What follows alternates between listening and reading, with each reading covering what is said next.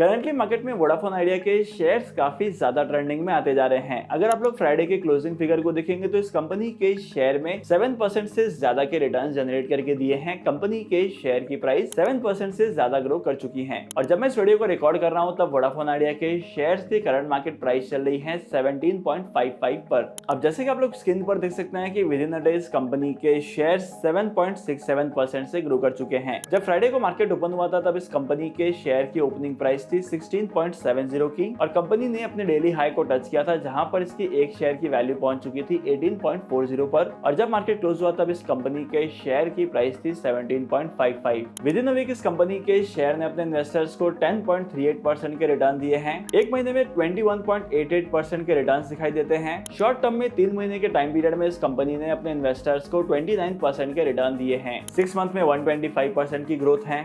एक साल के टाइम पीरियड को देखा जाए तो एक साल के टाइम पीरियड में 161% की ग्रोथ दिखाई देती है। लेकिन अगर आप लोग 5 साल के फिगर को देखेंगे तो पिछले 5 सालों में इस कंपनी के शेयर 52.17% से गिर चुके हैं। अगर आप लोग एक साल के टाइम पीरियड में देखेंगे तो एक साल के टाइम पीरियड में अट्रैक्टिव रैली दिखाई दी है। लेकिन अगर आप लोग 5 साल के फिगर को देखेंगे तो यहाँ पर आप लोगों को मैसिव डाउनफॉल दिखाई दे रहा है। तो जिस किसी ने भी शॉर्ट टर्म के लिए इन्वेस्टमेंट किया था, एक साल पहले इस कंपनी के शेयर में इन्वेस्टमेंट किया था, उससे काफी ज्यादा अट्रैक्टिव रिटर्न्स कमाने को मिले हैं। और करंटली मार्केट में वोडाफोन आइडिया के शेयर्स को लेकर बहुत सारे लोग कंफ्यूज्ड हैं कि यहाँ पर इन्वेस्टमेंट करना चाहिए कि नहीं करना चाहिए, क्योंकि वोडाफोन आइडिया के शेयर्स करंटली पहुंच चुके हैं 52 वीक हाई के लाइन पर। मतलब कि यहाँ पर कंपनी की जो वैल्यूएशन है वो काफी ज्यादा ग्रो कर चुकी है और शेयर्स अपने 52 वीक हाई के लेवल पर पहुंच चुके हैं। तो चलिए आज के इस वीडियो में समझते हैं कि कंपनी के फंडामेंटल्स कैसे हैं और ऐसे कौन से वो रीजंस हैं जिसकी वजह से इस कंपनी के शेयर में इतनी ज्यादा ग्रोथ आ रही है। डीमैट अकाउंट ओपन करने के लिए टॉप 3 ब्रोकर्स की लिंक आपको डिस्क्रिप्शन में मिल जाएगी। वहां पर जाकर आप लोग डीमैट अकाउंट ओपन कर सकते हैं और स्टॉक मार्केट में इन्वेस्टमेंट करना स्टार्ट कर सकते हैं। सबसे पहले ये समझते हैं कि कंपनी के शेयर की प्राइस में ग्रोथ क्यों आते जा रही है, इसके पीछे का रीजन क्या है। सबसे पहला रीजन है कंपनी के फंडामेंटल्स में इंप्रूवमेंट आना। अगर आप लोग कंपनी के फंडामेंटल्स को देखेंगे तो कंपनी के fundamentals quarter on quarter basis पर इंप्रूव होते जा रहे हैं और काफी हद तक कंपनी एक प्रॉफिटेबल कंपनी बनने वाली है। अगर आप कंपनी के प्रॉफिट आफ्टर टैक्स के अमाउंट को देखेंगे तो कंपनी के प्रॉफिट आफ्टर टैक्स के अमाउंट में पहले के कंपैरिजन में काफी ज्यादा ग्रोथ है। इसके अलावा अगर आप लोग नेट प्रॉफिट मार्जिन को देखेंगे तो कंपनी का नेट प्रॉफिट मार्जिन जो है वो इंक्रीज होते जा रहा है। इन शॉर्ट अगर कंपनी के एवरेज रेवेन्यू पर यूनिट की बात की जाए, एवरेज रेवेन्यू पर पर्सन की बात की जाए, यानी कि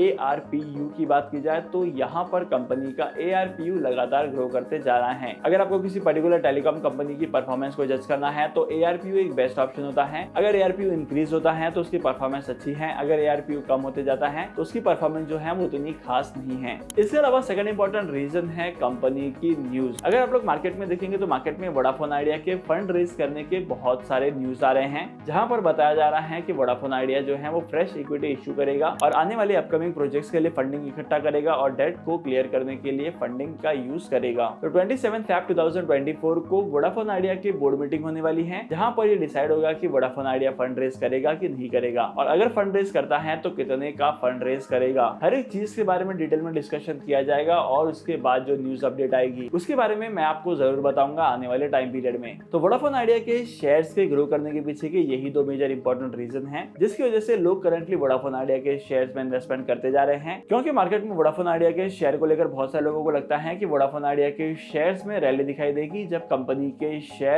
कंपनी अपने प्रोजेक्ट्स की फंडिंग के रिक्वायरमेंट को फुलफिल करने के लिए फ्रेश इक्विटी को इश्यू करेंगे। लेकिन अगर आपकी कंफ्यूजन है कि यहाँ पर इन्वेस्टमेंट करना है कि नहीं करना है, तो आई वुड पर्सनली से कि अगर आप लोग लॉन्ग टर्म के लिए इन्वेस्टमेंट करते हैं, 3 से 5 साल के लिए इन्वेस्टमेंट करते हैं या मिनिमम 2 से 3 साल के लिए इन्वेस्टमेंट भी करते हैं, तभी आपको वोडाफोन आइडिया के शेयर्स में इन्वेस्टमेंट करना चाहिए। और काफी हद तक अगर आप लोग शॉर्ट टर्म के लिए भी इन्वेस्टमेंट करते हैं तो इस कंपनी के शेयर में आपको शॉर्ट टर्म में भी अट्रैक्टिव रिटर्न्स कमाने को मिल सकते हैं। लेकिन किसी भी कंपनी के शेयर में इन्वेस्टमेंट करने से पहले आपको आपकी खुद की रिसर्च करनी है या तो अपने इन्वेस्टमेंट एडवाइजर से कंसल्ट करना है, उसके बाद ही किसी पर्टिकुलर कंपनी के शेयर में इन्वेस्टमेंट करना है। तो आज के इस इंपॉर्टेंट वीडियो को यहीं पर खत्म करते हैं। मैं आपको मिलूंगा अगली वीडियो में नए टॉपिक के साथ, एक इंटरेस्टिंग टॉपिक के साथ। तब तक के लिए signing off, happy investing and good bye.